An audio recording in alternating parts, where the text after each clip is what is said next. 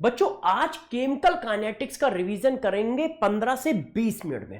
पूरी chemical kinetics की NCERT की थ्योरी आपको आराम से पढ़ा दी जाएगी, समझा दी जाएगी, पूरी तरह से हर टाइप के कॉन्सेप्ट आपको मैं बता दूंगा। आपका काम है बस लगातार इन बातों को समझते रहना और सुनते रहना। तो देखो बच्चों, केमिकल काइनेटिक्स की स्टार्टिंग करते हैं। तो स्टार्टिंग क्या है जरा देखो, पूरी एनसीईआरटी में कवर कर दूंगा एक एक करके। तो सबसे पहले केमिकल काइनेटिक्स चैप्टर में बात की जाती है रेट की। तो रेट क्या होता है? रेट होता है change in concentration per unit time. चाहे वो रिएक्टेंट का कंसंट्रेशन हो या प्रोडक्ट का कंसंट्रेशन हो, उसके चेंज को मेजर करना रेट होता है। अंडरलाइन फॉर्म में डिफिनीशन लिखी है, जहां जहां डिफिनीशन है वहां वहां मैंने रेड कलर से अंडरलाइन कर रखा है। तो रेट क्या होता है? Change in concentration per unit time. कि मान लो T1 समय में C1 कंसंट्रेशन था, T2 समय में C2 कंसंट्रेशन था, तो चेंज कितना हुआ? C2 minus C1। और टाइम कितना खर्च हुआ? T2 minus T1। कुछ इस तरह से देखो, रेट होता है change in concentration per unit time. तो C final minus C initial divided by T final minus T initial. अब रेट की यूनिट क्या होगी? कंसंट्रेशन की यूनिट होती है मोल पर लीटर और टाइम की यूनिट होती है सेकंड। तो mole litre inverse second inverse. अब रेट में एक रिलेशन होता है, जिस तरह का रिलेशन स्टोइकियोमेट्रिक कैलकुलेशन में होता है कि mole upon reaction coefficient, mole upon reaction coefficient का रेशियो आपस में बराबर होता है, उसी तरह का रिलेशन रेट में भी होता है कि रेट अपॉन उसका कॉफिशिएंट, रेट अपॉन उसका कॉफिशिएंट, रेट अपॉन उसका कॉफिशिएंट का रेशियो आपस में बराबर होता है। रिएक्टेंट के लिए माइनस लगाते हैं, प्रोडक्ट के लिए उनके आगे प्लस लगाते हैं। जैसे रिएक्शन लिखी है N1A plus N2B gives N3C। तो rate of A divided by N1, rate of B divided by N2, rate of C divided by N3 का रेशियो आपस में बराबर होगा। A और B रिएक्टेंट है इसलिए उनके सामने माइनस लगा है, और C प्रोडक्ट है इसलिए प्लस। माइनस और प्लस जो होते हैं वो कंसंट्रेशन को दिखाते हैं कि जब रिएक्शन हो रही है तो A और B के कंसंट्रेशन डिक्रीज हो रहे हैं और C का कंसंट्रेशन बढ़ रहा है। तो ये बात हो गई आपके रेट की। रेट किन बातों पे डिपेंड करता है? तो रेट डिपेंड करता है कंसंट्रेशन पे और टेम्परेचर पे। कंसंट्रेशन कितनी तेजी से चेंज हो रहा है, क्योंकि फार्मूला क्या है? Rate equal to concentration change upon time. तो इसका मतलब रेट जो है कंसंट्रेशन पे डिपेंड करता है, और यदि टेम्परेचर चेंज हो रहा है तो टेम्परेचर पे भी डिपेंड करता है। ठीक है, अब रेट की इक्वेशन को लिखा कैसे जाता है जरा ये देखो। रेट की इक्वेशन को लिखा जाता है, रेट डायरेक्टली प्रोपोर्शनल होता है। अंडरलाइन वाली चीज चेक करो, रेट डायरेक्टली प्रोपोर्शनल होता है कंसंट्रेशन ऑफ रिएक्टेंट और की पावर। पावर में जो लिखा होगा वो कॉफिशिएंट के बराबर हो भी सकता है, नहीं भी हो सकता है। जैसे देखो यहां पर रिएक्शन कॉफिशिएंट A और B है, मगर आप पावर चेक करो X और Y लगी है। तो ये इक्वेशन एक एक्सपेरिमेंटल इक्वेशन होती है। तो रेट को रिप्रेजेंट किया जाता है rate equal to K, A की पावर X एंड V की पावर Y, जबकि A का कॉफिशिएंट स्मॉल a है, B का कॉफिशिएंट स्मॉल b है। मगर जो रेट में पावर आती है, रेट लॉ एक्सप्रेशन इक्वेशन में जो पावर आती है, वो रिएक्शन के जो कॉफिशिएंट है उनके बराबर हो भी सकती है, नहीं भी हो सकती है। मतलब x की वैल्यू A के बराबर हो भी सकती है, नहीं भी हो सकती है। y की वैल्यू B के बराबर हो भी सकती है, नहीं भी हो सकती है। और ये जो रेट इक्वेशन है ये एक एक्सपेरिमेंटल इक्वेशन है, किसी रिएक्शन को देखकर नहीं लिखा जा सकता है। तो किसी रिएक्शन का रेट कैसे रिप्रेजेंट करोगे? रेट इक्वल टू K क्या है? Rate constant, concentration of reactant की power X, concentration of reactant की पावर Y। A रिएक्टेंट है तो A की पावर X, B रिएक्टेंट है तो B की पावर Y। ऐसे ही मान लो कोई और रिएक्टेंट होता तो उसकी पावर Z लगा देते। इतनी बात क्लियर हो गई? इतनी बात क्लियर हो गई? किसी भी रिएक्शन का रेट कैसे रिप्रेजेंट किया जाता है? ठीक है, क्या? के rate equal to K, A की पावर X, B की पावर Y। अब बात आती है रेट ऑफ रिएक्शन क्या होता है?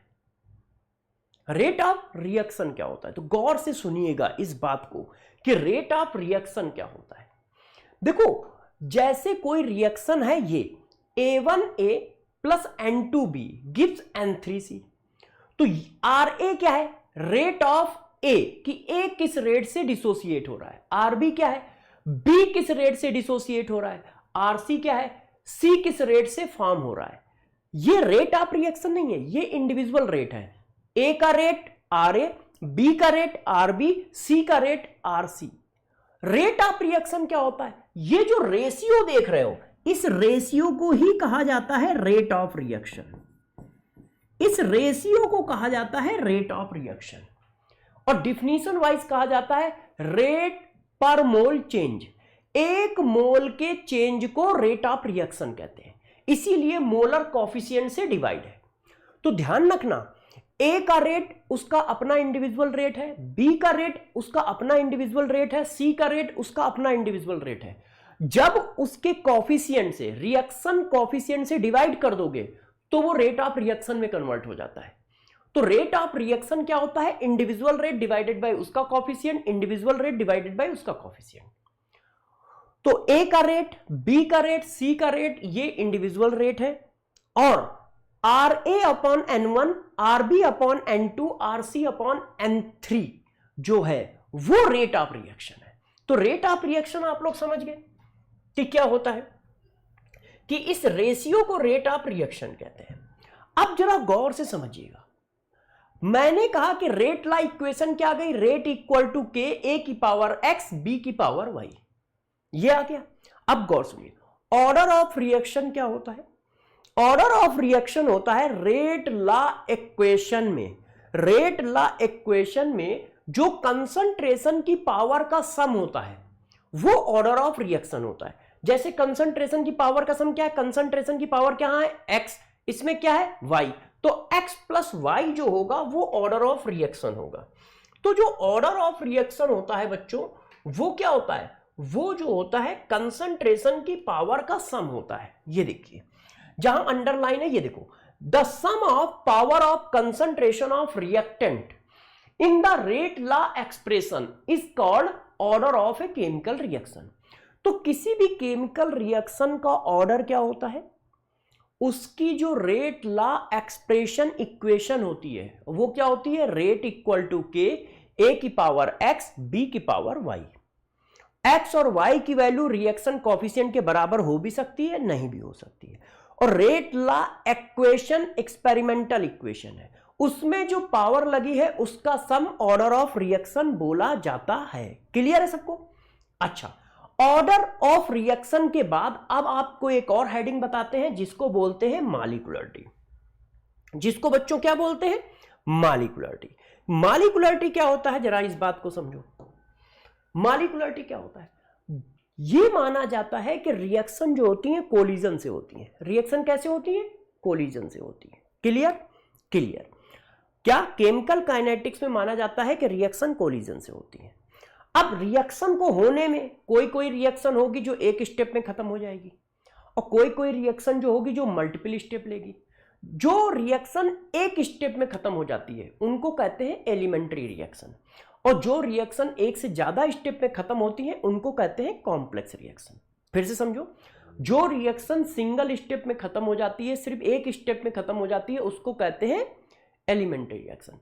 जो रिएक्शन एक से ज्यादा स्टेप में खत्म होती है, 2 स्टेप, 3 स्टेप, 4 स्टेप लेती है, उसको कहते हैं कॉम्प्लेक्स रिएक्शन। अब जरा मॉलिक्यूलरिटी की डिफिनीशन समझो।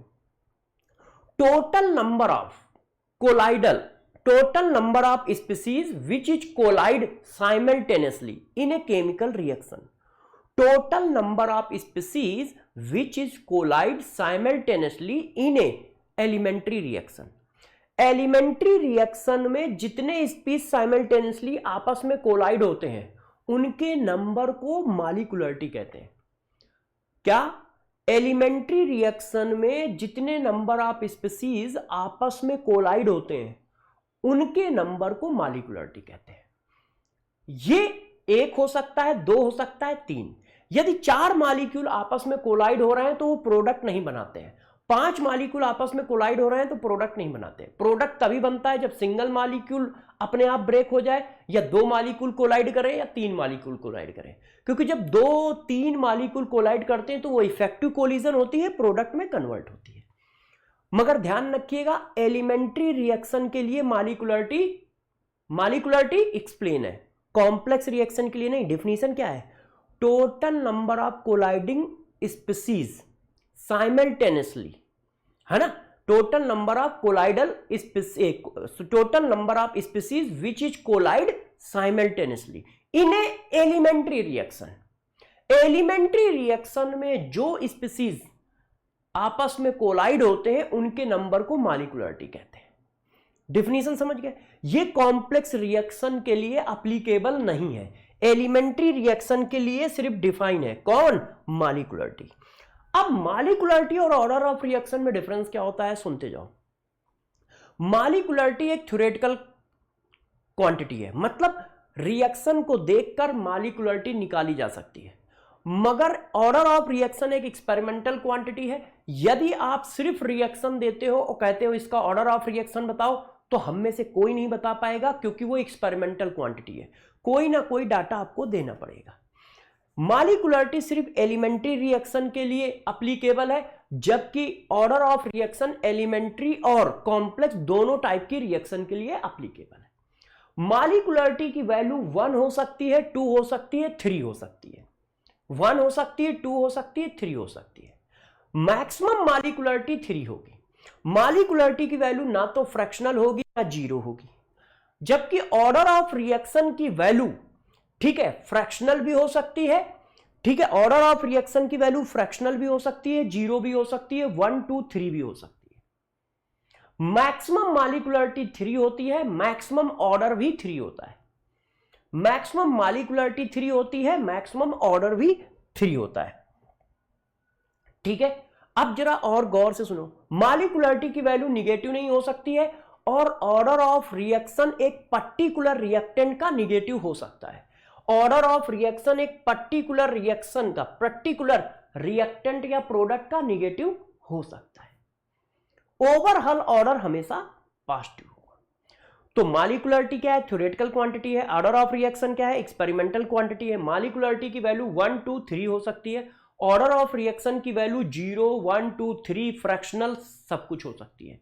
इवन एक पर्टिकुलर रिएक्टेंट या प्रोडक्ट के लिए निगेटिव भी हो सकती है। ठीक है, बात समझ में आई? दोनों में डिफरेंसेस आपको समझ में आ गए?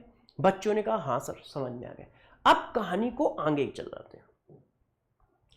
अब जरा देखो क्या होता है कि ऑर्डर ऑफ रिएक्शन और कंसंट्रेशन में क्या रिलेशन होता है। यदि कोई रिएक्शन, किसी का ऑर्डर 0 है, तो 0 ऑर्डर की रिएक्शन में कंसंट्रेशन का रेट से कोई लेना देना नहीं होता है।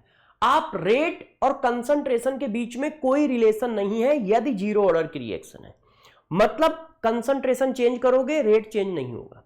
यदि फर्स्ट ऑर्डर की रिलेशन है तो डायरेक्टली प्रोपोर्शनल का रिलेशन है। जितना कंसंट्रेशन में चेंज आएगा उतना ही रेट में चेंज आएगा। कंसंट्रेशन डबल करोगे तो रेट डबल हो जाएगा, कंसंट्रेशन ट्रिपल करोगे तो रेट ट्रिपल हो जाएगा।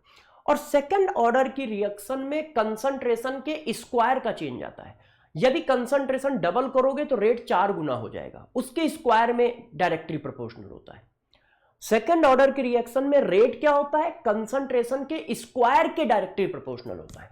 मतलब कंसंट्रेशन डबल तो रेट 4 टाइम्स, कंसंट्रेशन ट्रिपल तो रेट 9 टाइम्स, कंसंट्रेशन हाफ तो रेट 1/4 टाइम्स। और थर्ड ऑर्डर में ये इसके क्यूब के डायरेक्टली प्रोपोर्शनल होता है। कंसंट्रेशन डबल तो रेट 8 टाइम्स, कंसंट्रेशन ट्रिपल तो रेट 27 टाइम्स, कंसंट्रेशन हाफ तो रेट 1/8 टाइम्स, 1/8 टाइम्स। क्लियर है? क्लियर है। अब देखो 0 ऑर्डर की रिएक्शन क्या होती है। 0 ऑर्डर की रिएक्शन का मतलब है ऐसी रिएक्शन जिसका ऑर्डर 0 हो। जब किसी रिएक्शन का ऑर्डर 0 होगा तो वो देखो रिएक्शन कैसे लिखी जाएगी, जरा समझो। देखो ये एक 0 ऑर्डर की रिएक्शन है, तो रेट ऑफ रिएक्शन मैंने अभी लिखना बताया कि कंसंट्रेशन ऑफ रिएक्टेंट की पावर ऑर्डर, एक्स और वाई क्या थे? ऑर्डर। और यहां ऑर्डर कितना है? 0, तो उसकी पावर 0 रख दी। किसी की पावर 0 की वैल्यू 1 होती है तो रेट इक्वल टू क्या आ गया? के। इसका मतलब हुआ कि 0 ऑर्डर का रेट हमेशा कांस्टेंट होता है। जीरो ऑर्डर की जो रिएक्शन होती है वो कांस्टेंट स्पीड से चलती है और वो कंसंट्रेशन पे डिपेंड नहीं करती, क्योंकि उसकी इक्वेशन में कंसंट्रेशन का टर्म नहीं है, क्योंकि रेट इक्वल टू क्या आया है, के आया है, और के क्या है, रेट कांस्टेंट, उसकी वैल्यू कांस्टेंट होती है। इसीलिए जीरो ऑर्डर की रिएक्शन एक कांस्टेंट स्पीड से चलती है और कंसंट्रेशन ऑफ रिएक्टेंट पे डिपेंड नहीं करती। इसके रेट कांस्टेंट की वैल्यू क्या होती है, इसके रेट कांस्टेंट का फार्मूला होता है K equal to A naught minus A T upon T. A naught initial concentration of reactant है, A T after T time concentration of reactant है। तो K equal to A naught minus A T upon T. T half कितना होता है, तो T half क्या होता है जरा समझो, आधी रिएक्शन खत्म होने में लगे समय को हाफ लाइफ पीरियड बोलते हैं, टी हाफ बोलते हैं। आधी रिएक्शन खत्म होने में लगे समय को हाफ लाइफ पीरियड बोलते हैं, टी हाफ बोलते हैं। जीरो ऑर्डर की रिएक्शन का टी हाफ जो होता है वो ए नॉट अपॉन टू के होता है। जीरो ऑर्डर की रिएक्शन का टी हाफ जो होता है वो ए नॉट अपॉन टू के होता है। अब पूरी 100% जीरो ऑर्डर की रिएक्शन खत्म करने में जो समय लगता है वो टी हाफ का डबल लगता है।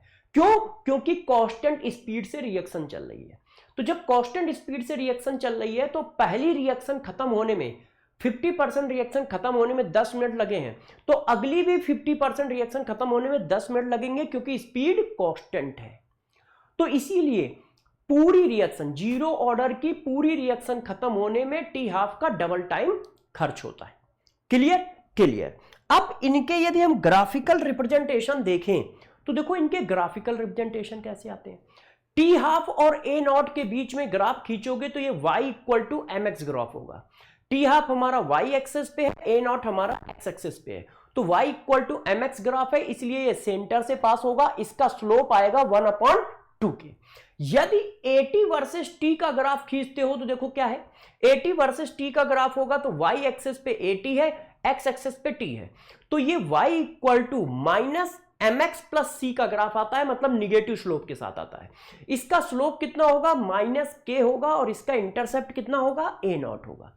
यदि रेट वर्सेस कंसंट्रेशन का ग्राफ खींचते हो तो कंसंट्रेशन का रेट पर कोई इफेक्ट नहीं पड़ता, क्योंकि जीरो ऑर्डर का रेट कांस्टेंट होता है। तो के आर इक्वल टू के, इसका मतलब कंसंट्रेशन चाहे जैसा करते जाओ रेट हमेशा कांस्टेंट रहेगा, तो ग्राफ हमेशा ऐसे आएगा।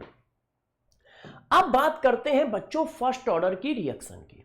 जो फर्स्ट ऑर्डर की रिएक्शन होती है इसका मतलब क्या हुआ, इसका मतलब ये हो गया कि फर्स्ट ऑर्डर की रिएक्शन में ऑर्डर ऑफ रिएक्शन कितना है, 1 है। ऑर्डर ऑफ रिएक्शन 1 होने का मतलब रेट इक्वल टू जो हमारी इक्वेशन आएगी वो कंसंट्रेशन की पावर 1 आएगी। ऐसे ये देखो रेट ला जो इक्वेशन आएगी वो कुछ इस तरह की आएगी कि R इक्वल टू, मतलब रेट इक्वल टू कंसंट्रेशन के और कंसंट्रेशन की पावर 1। क्यों, क्योंकि फर्स्ट ऑर्डर रिएक्शन की बात कर रहे हैं। तो फर्स्ट ऑर्डर रिएक्शन का रेट जो होता है वो कंसंट्रेशन पे डिपेंड करता है। इसका मतलब कंसंट्रेशन डिक्रीज करता जाएगा तो रेट धीरे धीरे कम होता चला जाएगा। क्यों, क्योंकि रेट इक्वल टू है के एटी की पावर 1। एटी क्या है, कंसंट्रेशन ऑफ रिएक्टेंट। तो जीरो ऑर्डर की रिएक्शन का रेट जो होता है वो कांस्टेंट नहीं होता है। जीरो ऑर्डर की रिएक्शन का रेट कांस्टेंट होता है, उसके बाद किसी भी रिएक्शन का रेट कांस्टेंट नहीं होता है। टाइम के साथ रेट डिक्रीज करता चला जाएगा, क्योंकि उसकी इक्वेशन क्या आ रही, R इक्वल टू के एटी की पावर 1 आ रही है। इसकी K की इक्वेशन क्या आएगी, K इक्वल टू होगा 1/T ln A not upon AT। ठीक है, A नॉट इनिशियल कंसंट्रेशन है और AT क्या है, after T time concentration of reactant, और T क्या है, T A नॉट से AT तक जाने में लगा समय। लॉग के फॉर्म में लिखोगे तो 2.3032 upon T log a naught upon AT हो जाएगा। इस इक्वेशन को किस तरह से लिखा जा सकता है जरा समझो। यदि इनिशियल कंसंट्रेशन ए नॉट है तो प्रोडक्ट की वैल्यू 0 होगी, T इक्वल टू 0। इनिशियल कंसंट AT1 है तो T1 सेकंड में इसका कंसंट्रेशन कितना है, AT1, और इसका कितना है, X1। T2 सेकंड में माना कि रिएक्टेंट का कंसंट्रेशन AT2 है और प्रोडक्ट का कंसंट्रेशन X2 है, तो आप किस टाइम ड्यूरेशन का K निकाल रहे हो। यदि आप T से लेके यहां तक का K निकाल रहे हो तो इस इंटरवल के लिए इनिशियल ये है, फाइनल ये है, तो फार्मूला आ गया K equal to 2.3032 upon T1। T का मतलब T1। लॉग ए नॉट, क्योंकि इनिशियल ये है और फाइनल ये है, अपॉन AT1। अब मान लो इस इंटरवल के बीच का टाइम के निकाल रहे हो, T1 से T2 की इंफॉर्मेशन दी है और तक के निकाल रहे हो, तो K इक्वल टू आ गया 2.3032 अपॉन T2 माइनस T1। क्यों? आपने टाइम कितना खर्च किया? इतना खर्च किया। और इन दोनों के लिए इनिशियल कौन है? इनिशियल है ये, फाइनल है ये।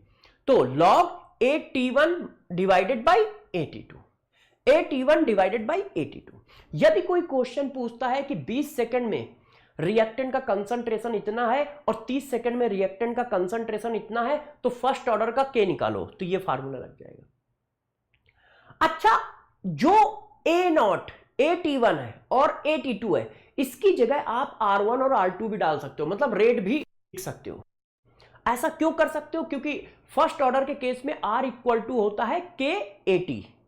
अब जब कंसंट्रेशन AT1 था तो रेट R1 था, जब कंसंट्रेशन AT2 था तो रेट R2 था, डिवाइड कर दिया तो K क्या है? रेट कांस्टेंट कट जाएगा। तो इसका मतलब AT1 अपॉन AT2 की जगह R1 अपॉन R2 भी डाला जा सकता है। इसका मतलब यदि कोई क्वेश्चन ऐसा आ जाए कि 10 मिनट में रेट इतना था, 20 मिनट में रेट इतना है, तो K बताओ, तो बस AT1 और AT2 की जगह क्या लिख दोगे? R1 अपॉन R2 लिख दोगे। और क्यों लिख सकते हो वो मैंने अभी आपको करके दिखाया। अब देखो, फर्स्ट ऑर्डर में और भी बहुत सारे कॉन्सेप्ट हैं। जैसे किसी क्वेश्चन में कहा जाता है कि T1 सेकंड में X% रिएक्शन खत्म होती है, तो बताओ T2 सेकंड में कितने % रिएक्शन खत्म होगी? तो आप इसको यूज कर सकते हो। जब परसेंटेज में कहेगा तो इनिशियल हमेशा 100 रहेगा। 1 upon T1 equal to log 100 upon 100 minus x. X% reaction खत्म हो गई तो बची कितनी? 100 माइनस एक्स। Y% रिएक्शन खत्म हो गई तो बची कितनी? 100 माइनस वाई। तो इससे आप कर सकते हो। मगर यदि कहीं ऐसा कहा जाए कि T1 सेकंड में X पार्ट रिएक्शन का खत्म हो गया, 1/2 पार्ट रिएक्शन का खत्म हो गया, 3/2 पार्ट रिएक्शन का खत्म हो गया, तब कैसे करोगे? तो देखो, T1 सेकंड में X पार्ट या X फ्रैक्शन रिएक्शन खत्म हुई है, T2 सेकंड में Y पार्ट या Y फ्रैक्शन रिएक्शन खत्म हुई है। तो जब पार्ट में बोलेगा, फ्रैक्शन में बोलेगा, तो हमेशा इनिशियल वैल्यू 1 मानी जाती है। तो यही जो है, जहां जहां 100 है वहां वहां 1 हो जाएगा। 1 upon T1 log 1 upon 1 minus x. X part खत्म हो गया तो बचा कितना? 1 minus x part. Y part खत्म हो गया तो बचा कितना? 1 माइनस वाई पार्ट। इस तरह से आप लिख सकते हो। फर्स्ट ऑर्डर का जो टी हाफ निकल के आता है वो आता है ln2 अपॉन के। ln2 अपॉन के लॉग के फॉर्म में लिखोगे तो 2.3032 लॉग 2 अपॉन के, मल्टीप्लाई वैल्यू डाल दोगे तो आ जाएगा 0.692 अपॉन के। फर्स्ट ऑर्डर का टी हाफ चेक कर लो, इनिशियल कंसंट्रेशन पे डिपेंड नहीं करता। मतलब इनिशियल कंसंट्रेशन कुछ भी हो, उसका हाफ लाइफ पीरियड फिक्स होता है। किसका? फर्स्ट ऑर्डर का। जबकि जीरो ऑर्डर का half life period initial concentration पे डिपेंड करता है। उसका फार्मूला था t half equal to A naught upon 2k। ठीक है, अब जरा देखो, 100% रिएक्शन खत्म होने में इन्फिनाइट टाइम लगता है फर्स्ट ऑर्डर में। ऐसा क्यों? ऐसा इसलिए कि रेट की इक्वेशन है R इक्वल टू के AT की पावर 1। अब जैसे जैसे इनिशियल कंसंट्रेशन कम होता जाएगा तो रेट कम होता चला जाएगा। तो इनिशियल कंसंट्रेशन हुआ टेंस टू 0, AT की वैल्यू ही टेंस टू 0, तो R की वैल्यू भी टेंस टू 0 हो गई। इसीलिए 100% रिएक्शन खत्म होने में लगभग इन्फिनाइट समय लगता है। ठीक है, 75% रिएक्शन खत्म होने में टी हाफ का डबल टाइम लगता है और 99.9% रिएक्शन खत्म होने में टी हाफ का लगभग 10 गुना समय लगता है। यह बात ध्यान रखिएगा फर्स्ट ऑर्डर के केस में। अब जरा देखिए, यदि हम फर्स्ट ऑर्डर के ग्राफ बनाएं तो यदि आप लॉग ln AT, ये मैं ग्राफ उधर बना देता हूं, log a naught upon AT versus T का ग्राफ बनाओगे तो वो स्ट्रेट लाइन ग्राफ बनेगा। क्यों? क्योंकि ये हमारा हो गया वाई एक्सेस। ठीक है, हाँ इधर आ जाइए, ये हमारा हो गया वाई एक्सेस पूरा का पूरा और ये हमारा हो गया एक्स एक्सेस। तो हमारी इक्वेशन कुछ ऐसी आ जाएगी जिसकी वजह से ग्राफ हमारा ऐसा बनेगा। ये देखिए, देखिए हमारी इक्वेशन कुछ ऐसी आ गई इस तरह से। ये देखो, तो ये हमारा y हो गया, ये हमारा x हो गया, तो y इक्वल टू mx की इक्वेशन हो गई और इसका स्लोप आ गया k अपॉन 2.3032। log ए नॉट अपॉन ए टी वर्सेस टी का ग्राफ बना दोगे फर्स्ट ऑर्डर में, तो वो ओरिजिन से पास होगा, उसका स्लोप आएगा k अपॉन 2.3032। और ग्राफ देख लीजिए आप, यदि टी हाफ और ए नॉट का ग्राफ बनाओगे तो कांस्टेंट ग्राफ जाएगा, क्योंकि टी हाफ जो होता है ए नॉट पे डिपेंड नहीं करता है। log A T versus T का ग्राफ बनाओगे तो क्या होगा, log A C versus T का ग्राफ बनाओगे तो इक्वेशन आ रही है log A T equal to minus K upon 2.303 into T plus log A. तो ये y equal to minus M X plus C है, इसलिए निगेटिव स्लोप के साथ जाएगा, और स्लोप कितना होगा, माइनस के अपॉन 2.3032 आर। यदि log ए टी है तो माइनस के अपॉन 3.302 आर आएगा, और यदि ln है तो 2.3032 नहीं आएगा, ध्यान रखिएगा। ठीक है, नहीं आएगा, ध्यान रखिएगा। क्लियर है बच्चों को, ग्राफ क्लियर हो गए। अब बच्चों बात करते हैं सेकेंड ऑर्डर की। तो सेकेंड ऑर्डर की इक्वेशन जो होती है वो, उसका जो हमारा इक्वेशन होता है वो होता है k equal to 1 upon t 1 upon A t minus 1 upon A naught. k equal to 1 upon t 1 upon A t minus 1 upon A naught. और सेकेंड ऑर्डर का टी हाफ जो होता है 1 अपॉन के इंटू ए नॉट होता है। Second order का t half जो होता है 1 अपॉन के इंटू ए नॉट होता है। ठीक है, अब यदि 1 अपॉन ए टी वर्सेस टी का ग्राफ खींचा जाए तो ये पॉजिटिव स्लोप के साथ स्ट्रेट लाइन का ग्राफ आता है। इक्वेशन देखो ये इस तरह से लिखी गई, 1 upon A T equal to K T plus 1 upon A naught. तो ये y एक्सेस पे है, y हो गया, ये mx हो गया, ये c हो गया। कंपेयर करोगे तो ये क्या है, स्ट्रेट लाइन इक्वेशन है विद पॉजिटिव स्लोप। स्लोप कितना होगा, स्लोप होगा k। स्लोप कितना होगा, k के बराबर होगा, ध्यान रखिएगा। अब बच्चों इसके बाद आ जाते हैं इफेक्ट ऑफ टेम्परेचर। रेट पर टेम्परेचर का क्या इफेक्ट पड़ता है। यदि आप टेम्परेचर बढ़ाओगे तो रेट ऑफ रिएक्शन बढ़ेगा, टेम्परेचर बढ़ाओगे तो रेट ऑफ रिएक्शन बढ़ेगा, और रेट ऑफ रिएक्शन बढ़ेगा तो बच्चों रेट कांस्टेंट की वैल्यू बढ़ेगी। तो टेम्परेचर बढ़ाने पे रेट ऑफ रिएक्शन बढ़ता है, टेम्परेचर बढ़ाने पे रेट कांस्टेंट की वैल्यू बढ़ती है। इसको मेजर किया जाता है आर्हेनियस इक्वेशन से। आर्हेनियस इक्वेशन होती है k इक्वल टू ए की power minus E A upon R T. उसमें से ई ए एक्टिवेशन एनर्जी होती है।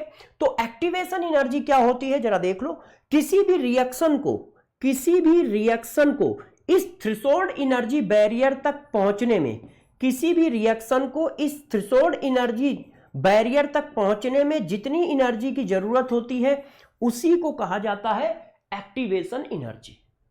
Activation energy minimum required energy है जो रिएक्टेंट मॉलिक्यूल को दी जाती है, जिससे वो इस बैरियर तक, इस एक्टिवेशन कॉम्प्लेक्स तक पहुंच जाए। डेल्टा एच इक्वल टू होता है activation energy of forward reaction minus activation energy of backward reaction. Delta H equal to होता है activation energy of forward reaction minus activation energy of backward reaction. Delta H क्या है, enthalpy of reaction है। अब इसके कुछ pointer आप ध्यान रखिएगा, बहुत आते हैं पेपर में। ये तो मैंने इक्वेशन बताई, ये देखो एक्टिवेशन एनर्जी कभी भी किसी भी रिएक्शन की जीरो नहीं हो सकती है। Activation energy of reaction can not be zero. Activation energy जो होती है सिर्फ टेम्परेचर पर डिपेंड करती है, और टेम्परेचर को बहुत चेंज करने पर इसमें बहुत माइन्यूट चेंज आता है। इसीलिए क्वेश्चन करते समय या प्रूफमेंट करते समय हम एक्टिवेशन एनर्जी को टेम्परेचर से इंडिपेंडेंट मान के चलते हैं। हम टेम्परेचर चेंज करते हैं मगर एक्टिवेशन एनर्जी की वैल्यू चेंज नहीं करते। अभी देखो मैं प्रूफमेंट करूंगा तो दिखेगा भी कि टेम्परेचर चेंज हो रहा है मगर एक्टिवेशन एनर्जी चेंज नहीं हो रहा है। जबकि थ्योरेटिकली मैं क्या कह रहा हूं, एक्टिवेशन एनर्जी टेम्परेचर पर डिपेंड करती है, मगर बहुत बड़े लार्ज चेंज, टेम्परेचर के बहुत बड़े लार्ज चेंज पर एक्टिवेशन एनर्जी में बहुत माइन्यूट चेंज आ जाता है। इसीलिए हम लोग, ठीक है, क्वेश्चन करते समय और प्रूफमेंट करते समय एक्टिवेशन एनर्जी को लगभग कांस्टेंट मान के चलते हैं। कैटलिस्ट का इफेक्ट क्या होगा, कैटलिस्ट मिलाने से एक्टिवेशन एनर्जी डिक्रीज करती है। कैटलिस्ट मिलाने से एक्टिवेशन एनर्जी डिक्रीज करती है। जो व्हाइट लाइन है वो एब्सेंस ऑफ कैटलिस्ट पे है, और जो येलो लाइन है वो प्रेजेंस ऑफ कैटलिस्ट पे है। तो कैटलिस्ट मिलाने से एक्टिवेशन एनर्जी डिक्रीज कर जाती है। ठीक है, अच्छा, अब इसके बाद ये देखो ग्राफिकल रिप्रेजेंटेशन है। कैटलिस्ट मिलाने से पहले एक्टिवेशन एनर्जी इतनी थी, और कैटलिस्ट मिलाने के बाद एक्टिवेशन एनर्जी इतनी है।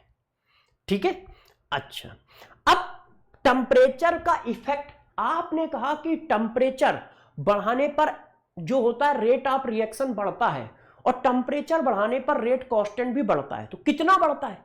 तो इसको मेजर किया जाता है आर्हेनियस इक्वेशन से, K इक्वल टू ए ई की power minus E A upon R T से। जब उसमें लॉग ले लोगे तो इक्वेशन ऐसे आ जाएगी, ln K equal to minus E A upon R T plus ln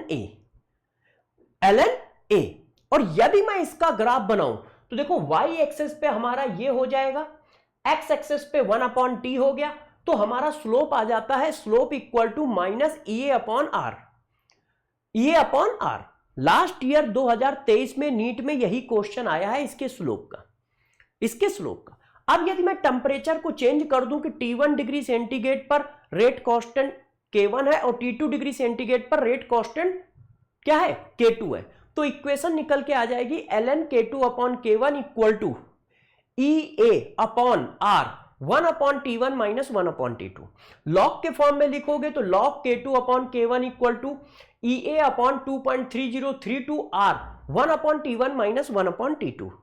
ठीक है, K1 और K2 की जगह आप रेट भी डाल सकते हो। यदि कोई ये कह दे कि T1 टेम्परेचर पर रेट R1 है, T2 टेम्परेचर पर रेट R2 है, तो यही फार्मूला ऐसे भी लिखा जाएगा ln R2 upon R1 equal to E A upon R 1 upon T1 minus 1 upon T2। ऐसा इसलिए लिख सकते हैं क्योंकि जीरो ऑर्डर में रेट और के आपस में बराबर होते हैं, तो जहां जहां के है वहां वहां रेट डाला जा सकता है। तो कभी कभी क्वेश्चन को फंसाने के लिए वो क्या करते हैं, ये फार्मूला दे देते हैं, तो इसको भी ध्यान रखिएगा। इसका ग्राफ बहुत इंपॉर्टेंट है, ध्यान रखिएगा। ठीक है, ln के फॉर्म में जब इक्वेशन होगी तो स्लोप आएगा minus E A upon R, log के फॉर्म में जब इक्वेशन होगी तो स्लोप आएगा minus E A upon 2.3032 R. तो स्लोप का ध्यान रखिए कि इक्वेशन किसके फॉर्म में है, ग्राफ किसके फॉर्म में पूछा गया है। अब जरा देखो यार बच्चों, टेम्परेचर बढ़ाने पर होता क्या है। यदि टेम्परेचर बढ़ाया जाए तो देखो, जब आप कांस्टेंट टेम्परेचर से ग्राफ खींचते हो तो T डिग्री सेंटीग्रेड पर ग्राफ ये है, ये वाला, और T प्लस 10 डिग्री सेंटीग्रेड पर ग्राफ ये है। तो देखो ये जो रेड कलर के नंबर है, ये नंबर बढ़ जाते हैं, मतलब टेम्परेचर बढ़ाने पर वो मॉलिक्यूल के नंबर बढ़ जाते हैं जो कोलिजन करके प्रोडक्ट बनाते हैं। टेम्परेचर बढ़ाने पर वो मॉलिक्यूल के नंबर बढ़ जाते हैं जो कोलिजन करके प्रोडक्ट बनाते हैं। और वो नंबर कितने बढ़ जाते हैं, ये जो रेड वाला एरिया है, T टेम्परेचर पे ये लाइन है और T प्लस 10 पे ये लाइन है, तो ये एरिया बढ़ जाता है। टेम्परेचर कॉफिशिएंट क्या होता है, टेम्परेचर कॉफिशिएंट होता है rate constant eight T plus 10 degree centigrade divided by T degree centigrade. Rate constant eight T plus 10 degree centigrade divided by T degree centigrade ratio को टेम्परेचर कॉफिशिएंट कहते हैं। ठीक है, अब इसके बाद लास्ट एंड फाइनल हेडिंग है collision theory. Collision theory में यह माना जाता है कि रिएक्शन जो होती है कोलिजन की वजह से होती है। अब जब कोलिजन की वजह से होती हैं तो रिएक्शन के दो फैक्टर होते हैं जिनकी वजह से रिएक्शन कंट्रोल होती है। एक होता है कोलिजन फैक्टर और एक होता है energy factor.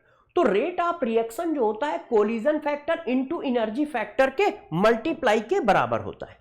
Rate of reaction जो होता है वो collision factor into energy factor के मल्टीप्लाई के बराबर होता है। क्यों? क्योंकि हम ये मानते हैं कि जितनी भी रिएक्शन है वो लोग कोलिजन की वजह से हो रही है, और कोलिजन की वजह से हो रही है तो वहां पर दो फैक्टर हैं जो रेट को कंट्रोल करते हैं, एक कोलिजन फैक्टर, एक एनर्जी फैक्टर। अब हम इनकी वैल्यू निकालते हैं। कोलिजन फैक्टर की वैल्यू कैसे निकलती है जरा समझो। कोलिजन जो है वो दो तरह की होती है, एक होती है इफेक्टिव कोलिजन, एक होती है अनइफेक्टिव कोलिजन। इफेक्टिव कोलिजन वो होती हैं जिनके टकराने से बाद प्रोडक्ट बन जाता है, और अनइफेक्टिव कोलिजन वो होती हैं जिनके टकराने के बाद प्रोडक्ट नहीं बनता, वो वापस अलग अलग हो जाते हैं।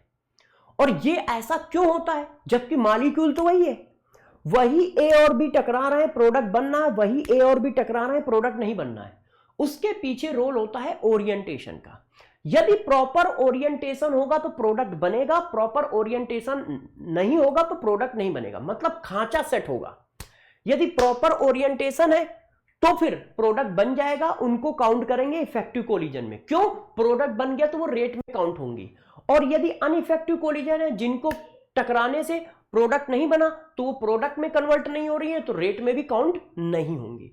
तो हम मान लेते हैं कि टोटल कोलिजन हमारे पास Z है, हम मान लेते हैं कि टोटल कोलिजन हमारे पास Z है, ठीक है ना, Z है। ये परफेक्ट ओरिएंटेशन का पार्ट है। देखो माइनस से माइनस टकराएगा तो कुछ नहीं बनेगा, सेम चार्ज है, रिपल कर देंगे। अब माइनस से प्लस वाला पार्ट टकराएगा तो अट्रैक्शन की वजह से कुछ बन जाएगा। तो वही है, वही मॉलिक्यूल की कोलिजन है, वही मॉलिक्यूल की कोलिजन है। इस कोलिजन को अनइफेक्टिव कोलिजन कहेंगे क्योंकि इनसे प्रोडक्ट नहीं बनेगा, सेम साइन टकरा गए और यहां अपोजिट साइन टकरा गए तो प्रोडक्ट बन जाएगा। तो ये इफेक्टिव कोलिजन हो गई, ये अनइफेक्टिव कोलिजन हो गई। हम मान लेते हैं कि टोटल कोलिजन हमारे पास Z है, उनमें से परफेक्ट कोलिजन की प्रोबेबिलिटी कितनी है? परफेक्ट मतलब जो प्रोडक्ट बना रहा है, तो परफेक्ट कोलिजन की प्रॉपर्टी हम मान लेते हैं कितनी है? P। तो इफेक्टिव कोलिजन आ गई P plus Z, P plus Z हमारी इफेक्टिव कोलिजन आ गई, जिनको हम लोगों ने यहां जाके डाल दिया इफेक्टिव कोलिजन में।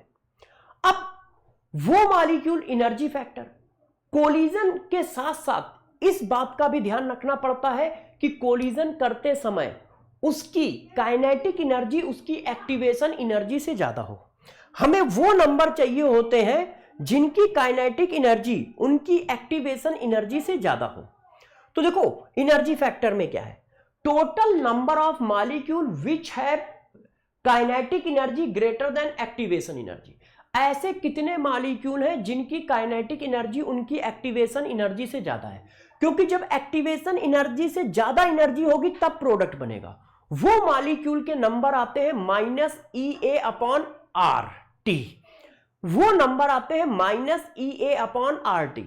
वो नंबर जिनकी एक्टिवेशन एनर्जी क्या है? जिनकी काइनेटिक एनर्जी एक्टिवेशन एनर्जी से ज्यादा है। तो देखो काइनेटिक एनर्जी, ये काइनेटिक एनर्जी जा रही है और ये एक्टिवेशन एनर्जी, तो ये मॉलिक्यूल जो है जिनकी काइनेटिक एनर्जी एक्टिवेशन एनर्जी से ज्यादा है, ये मॉलिक्यूल काउंट करने पे कितने आते हैं? E की पावर -EA/RT। इसको जाके यहां डाल देते हैं। तो कोलिजन मेथड से रेट की इक्वेशन आ जाती है K = P × Z × E की पावर -EA/RT। एनसीईआरटी के हिसाब से ये पूरा थ्योरी डिस्कस कर दिया है, एनसीईआरटी की पूरी थ्योरी डिस्कस कर दी और सारे कॉन्सेप्ट बता दिए हैं केमिकल काइनेटिक्स के। आप सभी बच्चे इसको फास्ट रिवाइज किया करें, हमेशा कान में लीड लगा लें और इसको सुनते रहा करें। जैसे सारी थ्योरी आपके दिमाग में बैठी हो, आपको बस क्वेश्चन की प्रैक्टिस करनी हो और क्या करना हो? क्वेश्चन लगा के पेपर दे देना है बस। तो सारे बच्चे इस तरह से इसको खूब रिवाइज कर लीजिएगा, सारे कॉन्सेप्ट पढ़ा दिए हैं आपको और सारी थ्योरी डिस्कस कर दी है। अब मिलेंगे नए चैप्टर में, ठीक है? तब तक अपना ध्यान रखिएगा।